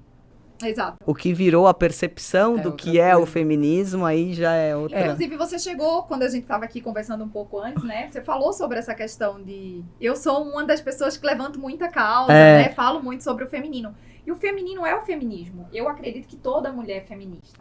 Eu ia entrar num outro assunto antes. Existem os extremos. E o que a Renata falou? O que ela fez? Ela foi levando o conhecimento dela do feminino. O que a gente faz, Carol, eu até falei pra Renata, né? Aqui, só pra gente dizer que somos tão antigas, mas muito antigas. Não. Ela gosta de contar que a gente é antiga. Eu falei isso, Amanda! Mas são únicas e parece que a gente tá assim falando que somos exclusivas, mas não era. Então a gente tinha muito dessa visão de mulher e levava um pouco desse lado. Eu acho que foi por isso que até foi te perguntando, em que momento você entrou, né, Renata? Aí você falou, eu assumi a vice-presidência há 1 ano, mais ou menos, e levei um pouco desse 1 ano, você deu meio que uma reviravolta. E a temática, os assuntos são necessários. Quando ele é colocado pelo lugar de fala, no seu caso, quando você assumiu, eu tenho certeza que você levou mais voz feminina. Sim, por isso demais. Que eu perguntei sobre a questão da igualdade, do mesmo jeito que o assunto diversidade e social, enfim. O melhor é você pegar a pessoa da área e colocar ela ali no lugar de fala. Você dá a oportunidade dessa pessoa e você dá a oportunidade da outra. Quando isso acontece, existe uma conexão. Existem casos daquela... um caso de uma menina, eu não lembro, vou lembrar o nome dela especificamente, que viu a repórter e disse, é linda! Parece comigo. Eu até postei essa foto que eu achei tão bonitinho. A importância da representatividade. A menina ali, ela não entendia nada, nem que a Maju tava falando, ela tava achando a Maju maravilhosa, inclusive teve um dia que ela tava com a mesma roupa, a mesma cor, ela ficou assim, mega chocada. O nome disso é conexão. Quando você coloca uma mulher trans, eu tenho casos nos meus projetos, né? Inclusive é um projeto recente que eu fui gravar agora em Cannes, na França, que é um filme que conta a história de uma mulher trans. Quando você dá a oportunidade e você coloca essa mulher para se conectar com outras mulheres trans, você tá falando a mesma linguagem. Então, é a oportunidade de colocar um lugar de fala. Queria trazer, eu acho que a gente tem que falar sobre o papel da mulher, que é o tema desse podcast, pra gente encerrar. Mas antes eu só queria trazer a questão do digital, voltando um pouquinho pra estratégia que a gente comentou. Que foi esse processo de trazer o digital para dentro da empresa, que você falou que é a segunda prioridade da empresa nesse momento. Isso. Que foi esse olhar e que foi uma coisa que você teve que vender. Conta um pouquinho pra gente sobre isso. Eu comecei a estudar marketing digital, acho que devem fazer uns 6 anos, mais ou menos. E que foi o boom, talvez, ali do digital no Brasil, assim, e eu comecei a me interessar. Eu comecei a ver que o assunto estava fervilhando, sabe? Quando você percebe que algumas pessoas falavam, de repente muitas pessoas estavam falando, enfim. E aí eu comecei a me apaixonar, falar, gente, que baita oportunidade, né? Eu adoro achar um oceano azul, adoro achar uma coisa que ninguém tá navegando, né? E a indústria farmacêutica é uma indústria que não é early adopter para as coisas, né? Então é uma indústria mais conservadora, é uma indústria que faz as coisas do mesmo jeito há centenas de anos. É uma indústria que tem um certo comodismo, então, né, que tem muitas pessoas ainda na liderança com cabeça antiga, não é só idade, mas porque acho que a idade não... Eu sou uma defensora de ter aí uma diversidade geracional grande. O que me importa é se a cabeça da pessoa é a cabeça de velho ou de novo. Então, tem muita gente da minha... Eu tenho 40 anos, tem muita gente da minha idade que tem cabeça de velha, né? E eu tô tentando ter uma cabeça de nova, talvez, também às vezes que eu falo, meu Deus, preciso dar preciso me atualizar em algumas coisas. Mas é uma indústria que realmente é mais resistente. Então... a gente aceita muito bem a tecnologia para apoiar em uma série de coisas, mas o marketing digital, efetivamente, o trabalho do marketing, teve muita resistência. E aí eu falei, beleza, então vou estudar. E aí eu criei por hobby, na época por uma necessidade pessoal. Eu tinha acabado de sair de uma separação complicada, de um relacionamento difícil e tudo. E eu iniciei um blog. E era um blog para falar de coisas que eram importantes para mim. Assim, o autoconhecimento me ajudou muito a sair de relacionamentos emocionalmente abusivos. Então, eu criei um blog para falar de autoconhecimento, que eu falei, poxa, eu preciso ajudar as mulheres a se conhecerem mais, né? Na época, eu falava até de pet, porque eu tenho 9 pets em casa, eu adoro. Então... eu tenho um filho pet. Então, você falava de pet, eu falava de liderança feminina, falava de um monte de coisa. Depois, isso foi se profissionalizando. Eu tenho blog até hoje, né? Escrevo artigos, assim, com bastante frequência. E aí, entrei em uma série de mentorias. Eu tô sempre muito nesse mundo do marketing digital, entendendo, fuçando, e eu fui fazer pra mim. Eu fui cuidar das minhas mídias sociais, eu fui produzir conteúdo de forma estruturada. E naveguei testei uma série de coisas, porque como eu tava fazendo isso pra minha imagem pessoal, eu podia testar, eu podia fazer. Eu fui atleta profissional de fisiculturismo, então teve uma época que eu falei muito desse assunto, me ensinou muita coisa, enfim. E sempre o meu sonho era levar essa bagagem pra empresa. E eu via que nunca tava preparado pra isso. Falei, poxa, era o momento vida. Certo. E aí...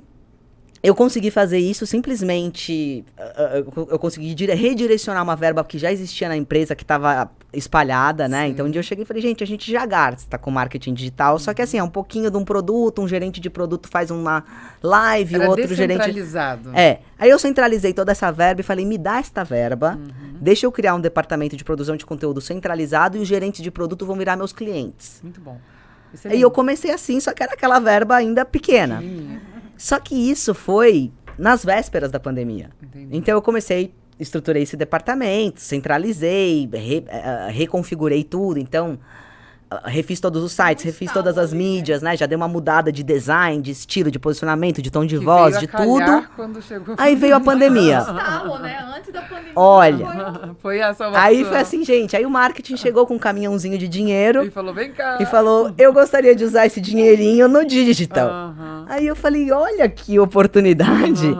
E aí pra mim foi assim, um momento de realização pessoal e profissional muito grande, porque eu consegui fazer uma coisa que eu acreditava, né, com as pessoas querendo fazer também, não tendo que, poxa, a gente vamos, pelo amor de Deus e tal. E tem dado muito certo. Então a Apsen tem se destacado, tem tido uma presença muito legal. Esses projetos que a gente fez até de seleção, que não tinha nada a ver, que virou digital. Muito bom. Viralizou, a gente teve, assim, um alcance absurdo, porque 17 mil pessoas se inscreveram, mas as famílias participaram, as próprias pessoas postavam, até as que não passaram, postaram falando bem da empresa. Porque, assim, você fez numa empresa tradicional, utilizando as ferramentas de marketing digital, mas trouxe para aquilo que uma empresa tradicional faz, que é um processo seletivo, por exemplo. Qualquer empresa, de qualquer pessoa que está nos ouvindo, pode utilizar novas as ferramentas formas de marketing fazer digital o que a gente para recrutar pessoas, para selecionar, para engajar e etc. Aí a gente lançou e-commerce. Tem um pouco, né, o que a gente falou, ela tem estatísticas, muita coisa já, não de marketing digital, mas digital. Ela é à frente de muita ela tem muitas ferramentas muitos, né, de ponta, né? Assim, você vê a indústria... Muito à frente. A gente investe muito em dados, coisa que hoje em dia tá se falando, tomar decisão baseada em dados. A gente toma decisão baseada em dados a vida inteira. Porque vocês são auditados, tem uma série de requisitos a cumprir, legais e tudo mais. Então a gente tem, eu acho que é uma das indústrias que tem mais informação para trabalhar. Então a área de inteligência é uma área super legal, super rica e tal. Mas ficava restrito a isso. A gente não usava isso como jornada de contato com o paciente, jornada de contato com o médico, jornada de contato com os clientes e a farmácia, jornada de contato com o cuidador, né? Em relacionamento com a sociedade. Quer dizer, depois a gente abriu o leque e falou, pera, tem uma série de coisas que a gente pode fazer através do digital, em parceria com o que já existe. É o on e o off trabalhando junto, né? Você disse que houve resistência nesse primeiro momento, muita resistência. Você acha que qual era a principal resistência das pessoas? O desconhecimento, né? Também. A coisa a história... Eu lancei... Ser substituído também, acho que deve ter. Teve muito, né? em relação à questão da visita, daquele todo papo mundo achava que o propagandista, ele ia deixar de existir. Uma das coisas que eu falo, uma frase que eu falo bastante. O digital, ele é prático. E o presencial, ele é mágico, né? Não tem como, eu falo porque da indústria... Quem trabalha em PDV não visualiza o PDV 100% digital jamais. Gente. Existe essa conexão. E eu nunca tive essa visão. E isso me doía, porque eu falava, gente, gente, o medo de substituição me faz não conhecer a oportunidade de ser o primeiro. É verdade. Eu não suporto perder a oportunidade de ser o primeiro a fazer. Eu falo, gente, a gente tem a oportunidade de ser o primeiro a fazer. A mais, né? A vanguarda tá lá na frente. Bom, enfim. Muito bom. Então, a gente conseguiu implementar, a gente tem uma série de coisas. Hoje a gente está presente em todos os canais, então a gente tem site com blog, a gente tem programa de benefício aos pacientes, que é o Sou Mais Vida, a gente tem um portal de relacionamento com profissionais da saúde, que é o Quintal Apsen, a gente tem YouTube com uma série de programas, inclusive Papo de Doutor, que é o mais relevante, assim, que a gente tem médico entrevistando médicos sobre patologia na linguagem do paciente, né? Para trazer um conteúdo palatável, um conteúdo... A gente tem o podcast, que é o Apsencast, a gente tem e-commerce, quer dizer, enfim, tudo isso a gente implementou em 2 anos de pandemia. Olha só, 2 anos. Coisa pra caramba. Mas eu queria só que você desse uma dica pro pessoal, assim, por onde você começou? Qual foi o ponto de partida, se você fosse começar hoje, não tivesse feito isso antes da pandemia? Como é que você começaria esse processo de levar o digital para dentro da empresa de uma forma bem objetiva? Eu acho que a gente precisa entender do nosso negócio, né? O que faz sentido pro nosso negócio e como que eu posso levar isso pro digital. Como eu falei e você reforçou, a gente fez um processo seletivo. Eu acho que assim, a gente depois deu uma pesquisada, vieram vários depois. Inovador, né? Inovador. Mas a gente percebeu que a gente foi o primeiro a fazer um processo seletivo 100% online. Depois algumas pessoas fizeram, indústrias farmacêuticas fizeram, a gente sabe que... Mas esse é gostosinho, que eu sempre falo, né? De ser o primeiro. Ser copiado é bom, né? Não é, você é referência. É isso aí. Então, assim, eu acho que tem muita oportunidade no digital, que vai desde questões de marca empregadora, de recrutamento, falar da empresa. A gente falou rapidamente de diversidade e inclusão. Pô, se você é uma empresa que quer atrair perfis diferentes, você tem que contar que a sua marca é uma marca aberta para perfis diferentes, né? O falar, né? O comunicar é muito importante. Então, desde a questão de branding, de marca, etc., até a parte comercial mesmo, que aí a venda mesmo, o lead. Aí depende muito do negócio, né? Claro. Quem é B2B, quem é B2C, por exemplo. Eu adoro o LinkedIn para algumas coisas, para algumas estratégias. Então, depende muito. Mas eu acho que conhecer um pouquinho das ferramentas que existem, conhecer do teu negócio e escolher um lugar para começar. Porque não adianta abraçar tudo de uma vez. TikTok, LinkedIn, YouTube, faz um Instagram, bem feito, aí parte pro outro. Faz outro bem feito, aí... Isso aí. Bom, e aí pra gente encerrar aqui, que a gente já estendeu bastante esse papo, mas eu queria encerrar com o tema desse podcast, que é a gente falar um pouco sobre os desafios da mulher nesse mercado. E eu não tô falando da mulher no mercado de trabalho, mas estou falando da mulher que tá à frente do negócio, que leva o negócio adiante. Eu, particularmente, do meu ponto de vista aqui, comecei muito nova, mulher, e eu tinha uma série de conceitos pré-concebidos. Eu comecei assim, numa cidade pequena, eu tinha uma consultoria de negócios, eu tinha 20 e poucos anos, eu tinha sido executiva, vim para o mercado, abri uma empresa já de consultoria, tinha gente que já me conhecia e já quis me contratar imediatamente, mas eu me sentia limitada. Por exemplo, eu não podia ir na boate, eu tinha 22 anos, não, eu tinha 23 anos, eu não podia ir na boate, Porque eu podia encontrar as filhas dos meus clientes na boate, eu tinha essa consciência já. Eu falava, como é que vai ser? Né, Carol? Eu não acho que é crença limitante. Não. Na época, para onde eu estava, o lugar onde eu estava, eu entendia que eu tinha que abrir mão de certas coisas para que eu pudesse me posicionar, principalmente no começo. Eu ia na boate à noite, era certeza absoluta que eu ia encontrar as filhas dos meus clientes lá. Se a filha do meu cliente me encontra lá, ela chega em casa e ela fala, pai, sabe o que eu encontrei? É a Carol, sua consultora de negócios. O pai dela, de cabeça branca, no dia seguinte vai me receber na empresa dele. Eu tinha certeza que aquilo diminuía o meu poder de fala, diminuía a minha possibilidade de ser ouvida, o nível de importância que ele atribuía a mim. Eu não sei nem como eu tinha essa consciência naquela época, mas eu tinha. E eu lembro que eu tive que abrir mão de muitas coisas nesse momento.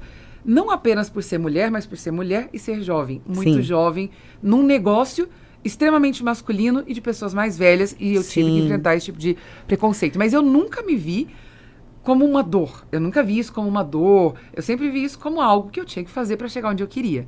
Também nunca vi os homens nesse mercado como meus inimigos. Passei por algumas coisas de preconceito, homens que quiseram se fazer em cima da minha imagem, em cima de mim, como todas as mulheres de negócio. Mas eu sempre achei que os homens são meus parceiros e eu nunca me vi diferente ou menor do que qualquer homem com quem eu trabalhei. E eu acho que muito mais esta minha perspectiva me fez ser respeitada do que a própria consciência dos homens a respeito disso. Agora eu queria ouvir as duas.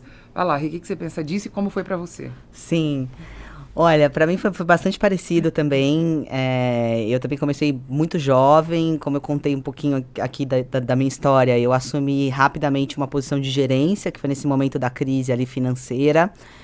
E tive que negociar contratos grandes, então vivi muitas situações das pessoas entrarem na sala e falarem, poxa, eu via o rosto de decepção da pessoa, do tipo, eu vou negociar com você. Por ser uma mulher? Né? Por ser mulher, por ser jovem, ou falava, eu imaginava você diferente, aí eu ficava imaginando, eu resolvia não perguntar, né? Mas eu imaginava como, né?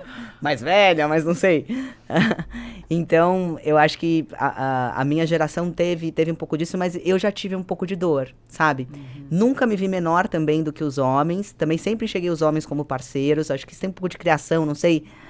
Porque em casa, acho que eu nunca percebi isso, não sei, assim, acho que meu pai me botou no negócio sempre de igual para igual, sempre tratou muito de igual para igual, então eu nunca tive essa questão de me sentir diferente nesse sentido, mas tive muita saia justa, que hoje em dia a gente sabe que já não cabe mais no mundo dos negócios, mas eu já naquela época a gente fingia que não entendia, muita cantada, muita brincadeira de mau gosto, muito, né? E que naquela época a melhor saída era fingir que fazer não tinha. Fazer de boba, sempre fazer de louca, né? Então, tipo, né?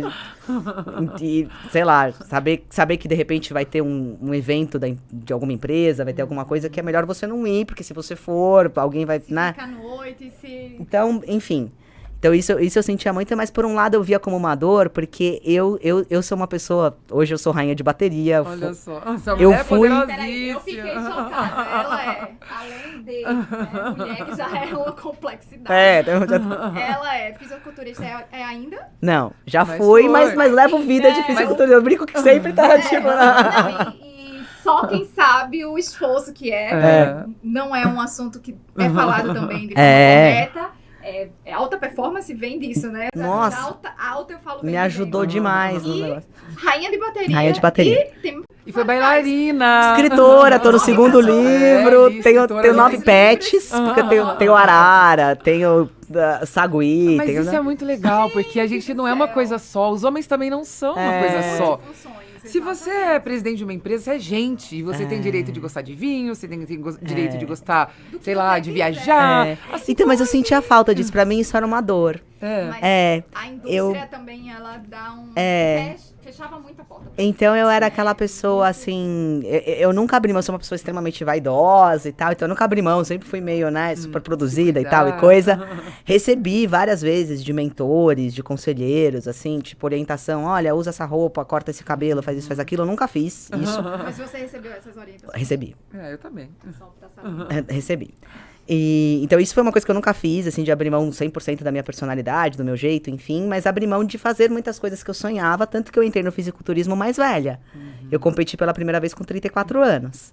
Porque foi um momento que, através do autoconhecimento e a mudança do mercado, de tudo, mas acho que principalmente a minha mudança de quebra de paradigma, de me permitir. Porque o homem, ele pode, né? O homem, ele pode ter um esporte, o surfista, ele tá lá de sunga, paquitão, com corpaço, bronzeado, tal, e é executivo no outro dia, não era julgado. Agora se subisse no palco de biquíni, não sei o quê, né? E depois tá lá à frente da empresa e depois falando com os homens. Então eu tinha essa dor. E aí, pra mim, competir no fisiculturismo foi um presente, assim, porque foi um momento de quebrar muitos preconceitos, que eu percebi que primeiro eram meus.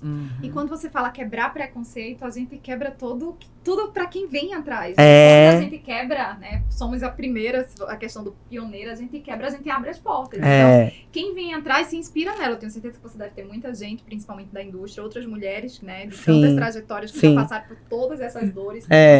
Eu sei que no começo minha mãe falou pra mim assim, ela falou, filha, as pessoas vão te julgar. Esteja preparada, mas depois elas vão te admirar.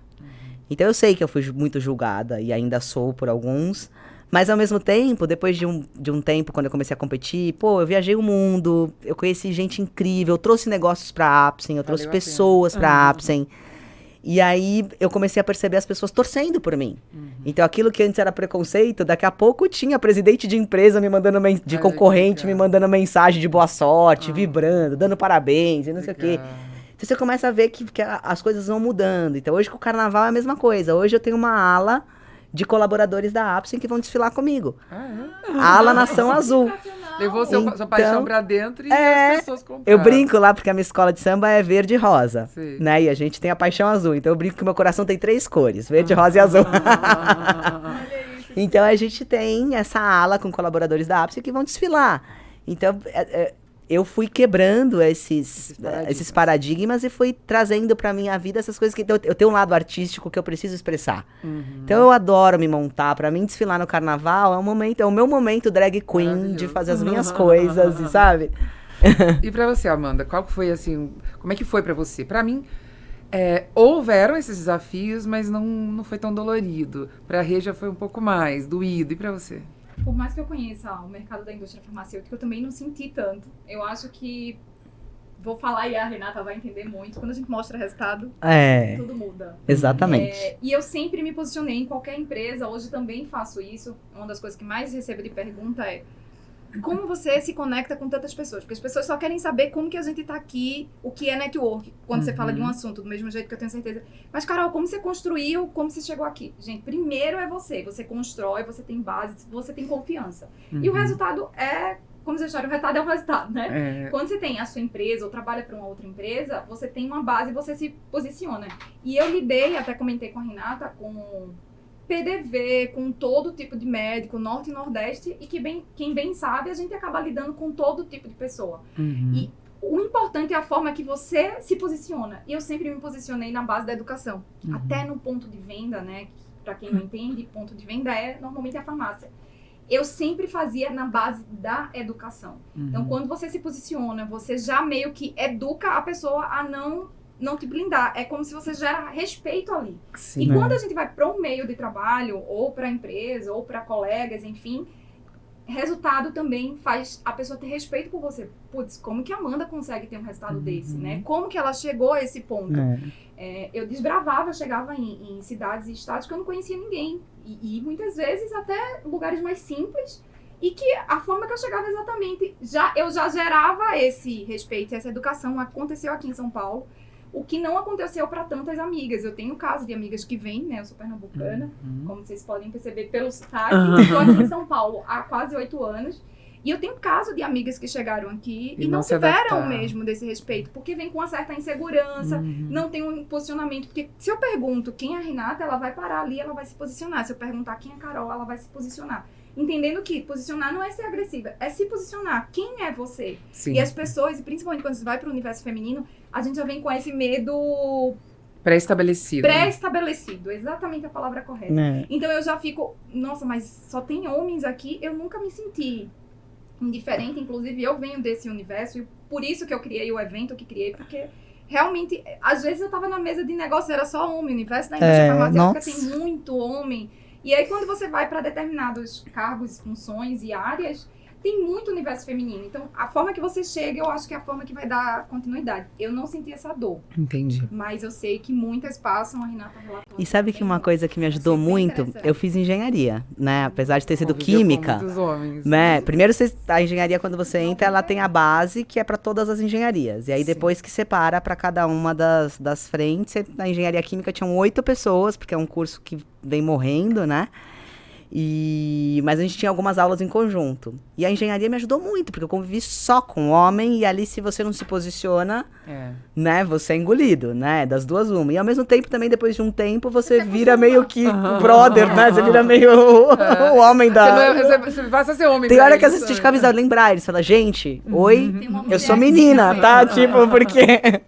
É, isso aí mesmo. Acontece. Mas eu vejo assim, resumindo, somos todos humanos, somos todos pessoas com suas inseguranças, suas diferenças. Sim. É sim desafiador para a mulher, não vamos dizer que não é, que a gente não tem que relevar muita coisa, Sim. mas eu vejo que muitas vezes o preconceito vem da própria mulher. Sim, As demais. maiores situações que eu passei... Ou de mulher com mulher, ou da gente mesmo. Ou da mulher que começa a auto- incutir alguma coisa na cabeça do homem, que às vezes ele nem tinha pensado nisso antes, sinceramente, mas a mulher começa a cutucar o homem e a falar daquela outra mulher, porque ela é bonita, porque ela é isso, porque ela é bem-sucedida.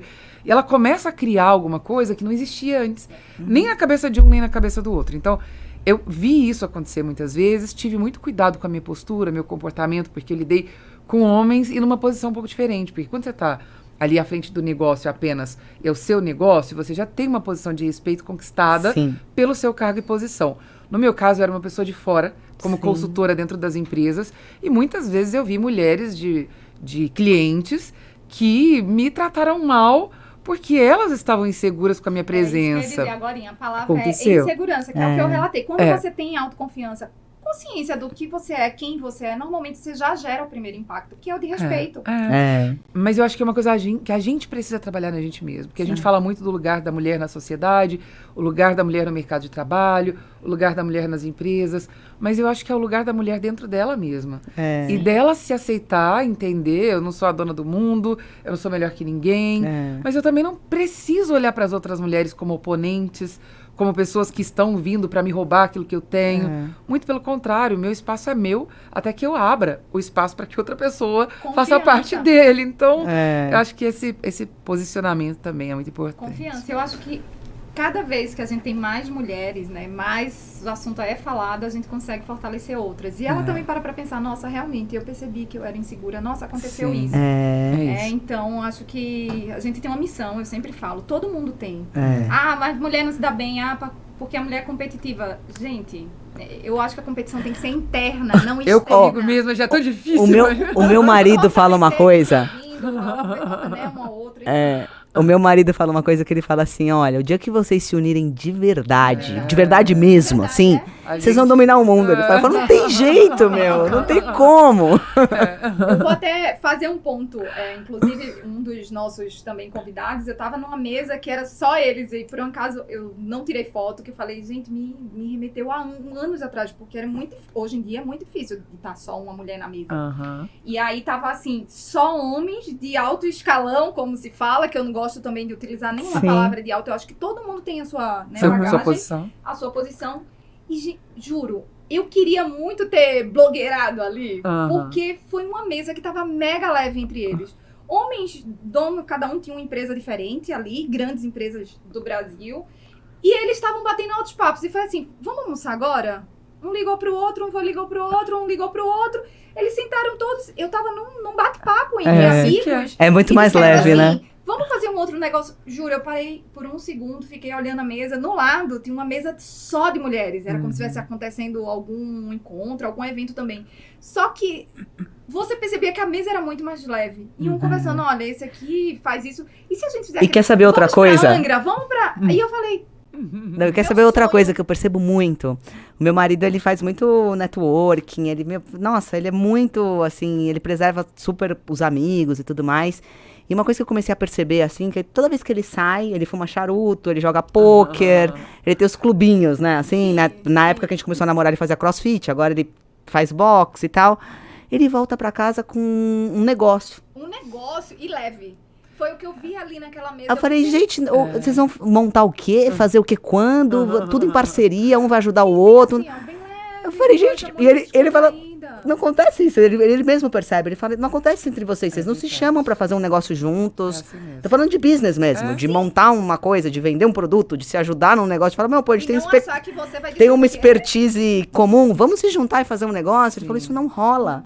E não rola mesmo, é Não muito rola raro. mesmo, Muito porque raro, a é competitividade E eles também. fazem muito. Nossa, ele faz parte de grupo de mentoria, ele dá aula pra não sei quem, não sei aonde, forma um podcast com outro cara e monta não sei o que lá, não sei o que. Isso, vários Esse grupo que eu círculos tô falando, assim, diferentes. eu até falei pra ele, eu falei, gente, eu tô aqui em 1 minuto de silêncio, porque eu queria ter... 1 minuto de silêncio.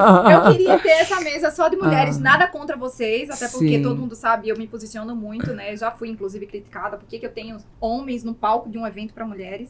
Porque eu sou a favor da inclusão, não quero Lógico, excluir sim. um homem para incluir outro. Até porque se eu incluo um homem, ele vai entender um pouquinho mais É do nosso lógico. universo. É difícil, eu sei que é difícil, não vai chegar esse dia de 100% entender a gente. Mas entende um pouco mais e a gente tá mais junto. E aí eu falei, eu queria igual, desse jeito que vocês estão aqui, ó...